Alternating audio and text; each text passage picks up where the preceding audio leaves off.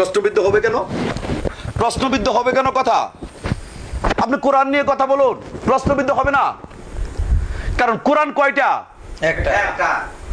যদি কোরআন হয় দুইটা, দ্বিতীয় নম্বরে কোরআন থেকে আমাকে ফতোয়া দিবেন। যদি কোরআন একটা হয়, তোমার ফতোয়া দেওয়ার জায়গা থাকবে না, তুমি আমার পক্ষে আসতে হবে, আমিও তোমার পক্ষে যাইতে হবে। কারণ আল্লাহ বলে দিয়েছে কোরআন সত্য মিথ্যার পার্থক্যকারী। এই মৌলভী সাহেব, তুমি লিখেছো তোমার নামের আগে মুফতি, বেশ সুন্দর তো। তুমি লিখেছো মুফাসসির, তুমি লিখেছো আল্লামা, তুমি লিখেছো মাওলানা, সপ্ত সেরে সূরা নিসার শেষের আয়াত খুলে দেখো। সাহাবারা জিজ্ঞাসা করি, ইয়া রাসূলুল্লাহ, আপনি ফতোয়া দিন, আপনি ফয়সালা দিন। ফতোয়া শব্দের বাংলা কি ফয়সালাকারী না? ফয়সালাকারী, আপনি ফয়সালা দিন। নবীজি কিছু বলেন নাই। আল্লাহ বলেন, বলুন সবচেয়ে বড় ফয়সালাকারী হইলাম আমি আল্লাহ, আমার চাইতে বড় ফতোয়াবাজি আর কেউ হইতে পারে না। তাইলে ফতোয়া শব্দটা হয়েছে আল্লাহর, তুমি লাগাইছো কেন? তাও তো শিরক। তুমি শিরকে থেকে কথা বলছো। তাইলে মুফতি লাগানো তো শিরক। আল্লাহ বলেছেন আমি হইলাম সবচেয়ে বড় ফতোয়াকারী, আমার উপর আর ফতোয়াকারী কেউ হইতে পারে না। তুমি লেখছো আল্লামা, খালাকাল ইনসান আল্লামাহুল বায়ান। আর তুমি কি বয়ান শিক্ষা দিবা? যে বয়ান শিক্ষা দিয়ে তাকে আল্লামা বলা হয়, আল্লিম শব্দ থেকে এসেছে। আমি আল্লাহ হয়েছি সবচেয়ে বড় আল্লামা, আমি আদমকে তৈরি করে আমি বয়ান শিক্ষা দিয়েছি। তুমি বয়ান শিক্ষা দিলে কম হইতে পারে, বেশিও হইতে পারে, তুমি আল্লামা হইতে পারো না। তুমি আল্লামা বাদ দিয়ে বাবা শাহজালালের মতো লেখো শাহজালাল ইয়ামনি রাদিয়াল্লাহু তাআলা আনহু। তুমি কেন আল্লামা? কোরআনে হাফেজ, কিসের কোরআনে হাফেজ? তুমি যে কোনো মুহূর্তে কোরআন ভুলে যেতে পারো। আর যদি কোরআন নিয়ে বাহাদুরি করো, আল্লাহ এটাও জানে তুমি যে কোরআন নিয়ে বাহাদুরি করবে। কেন?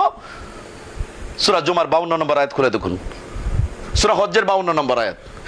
যে রাসূল যখন কোরআন তেলাওয়াত করে, ইবলিস তখন কোরআনের মধ্যে কিছু ভ্রান্ত কথা ঢুকিয়ে দেওয়ার চেষ্টা করে। আমি আল্লাহ ওই রসুলের ভ্রান্ত কথাটা দূর করিয়া সঠিক কথাটা চালিয়ে দিই, আর ওই রসুলের পাওকে সুদৃঢ় করে দিই। তাহলে তুমি আলেম তো রসুল না।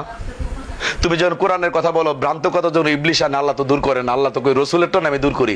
রসুলকে যিনি মুর্শিদ তিনি রসুল, রসুলকে মাওলা আলী রসুল, রসুলকে মাওলা হুসাইন রসুল, রসুলকে আবুল ফজল রসুল, রসুলকে ইমাম গাজ্জালি রসুল, খাজা বাবা রসুল, তারা নবী না।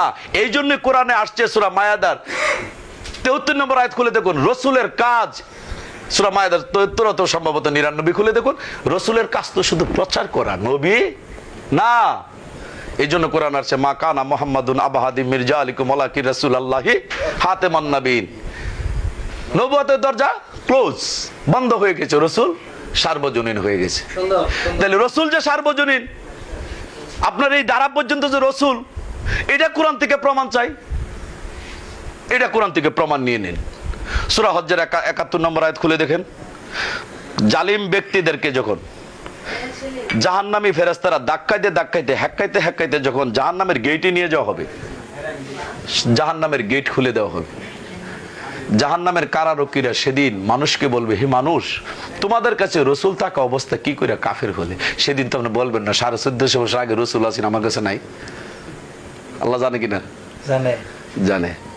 কিন্তু আপনি যে কথাটা বলবেন, এটারও কোরআন আয়াত আছে, সূরা কাসাসের 47 নম্বর আয়াত খুলে দেখো, মানুষ নিজেদের কৃতকর্মের জন্য সেদিন বলবে, আমাদের কাছে কেন রসুল পাঠালে না? যদি রসুল পাঠাইতে কোরআন আবৃত্তি করে আমরা পবিত্র হয়ে যাইতাম। সে কথার বলার সুযোগ নাই। কোন জনপদ ধ্বংস করি না রসুল না পাঠিয়ে। সূরা কাসাসের 59 নম্বর আয়াত খুলে দেখো, আমি কোন জনপদ ধ্বংস করি না।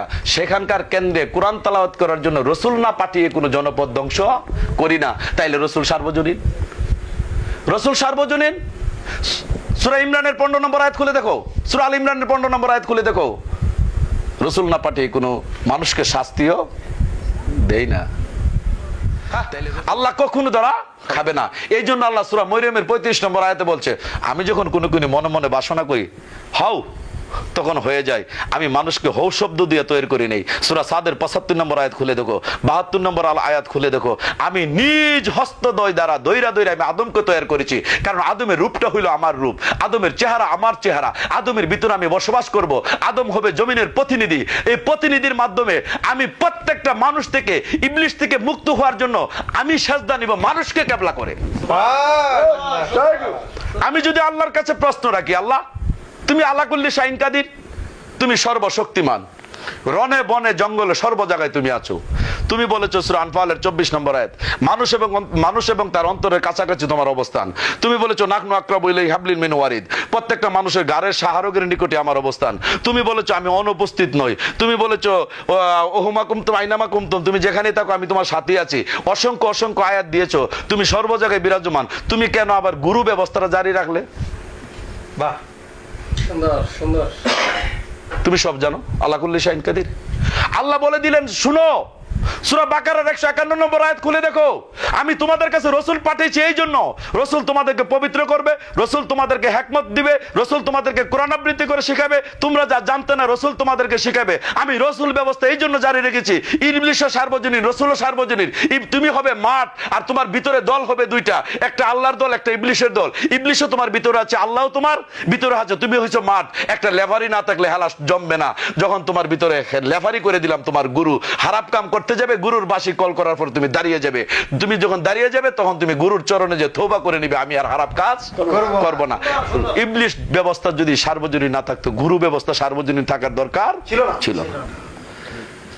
ইবলিশ সার্বজনীন, সেই জন্য গুরু সার্বজনীন। গুরু ছাড়া এই মাঠের লেফারি ছাড়া যেমন ফুটবল খেলা হয় না, তোমার দেহটা হয়েছে মাঠ, তোমার ভিতরে আছে আল্লাহ, তোমার ভিতরে ইবলিশও আছে। তুমি পাপ কাজও করতে পারো, পুণ্যের কাজও করতে পারো, তোমাকে ইচ্ছা শক্তি স্বাধীন করে দিয়েছে, সেই জন্য গুরু ব্যবস্থা জারি রেখেছে। তুমি যখন অন্যায় কাজে ডুবে যাবে তখন তুমি গুরুকে স্মরণ করবে, আর যখন অন্যায় করেই ফেলবে তখন গুরুর দরবারে চলে যাও। সূরা নিসা 64 নম্বর আয়াত, এই আয়াতটা আপনারা পড়বেন, মিডিয়াতে যারা শুনবে তারাও পড়বে। সূরা নিসা 64 নম্বর আয়াতে আল্লাহ পাক বলেন, কেবলমাত্র রাসূল প্রেরণ করেছি মানুষ অনুগত্য করার জন্য। যখন মানুষ জালিম হয়ে যাবে, পাপ কাজে লিপ্ত হয়ে যাবে, তখন রাসূলের কাছে দৌড়ে যাবে, তখন রাসূলের কাছে দৌড়ে যায় আল্লাহর কাছে পানা চাবে। ওই মানুষটার পক্ষে রাসূলও তওবা করবে। রাসূলের তওবা না, কিন্তু মানুষের পক্ষে, যে মানুষটা পাপ করবে তার পক্ষে রাসূল আল্লাহর কাছে পানা চাবে। তখন আল্লাহ বলেন আমি তার প্রতি ক্ষমাশীল হয়ে যাব।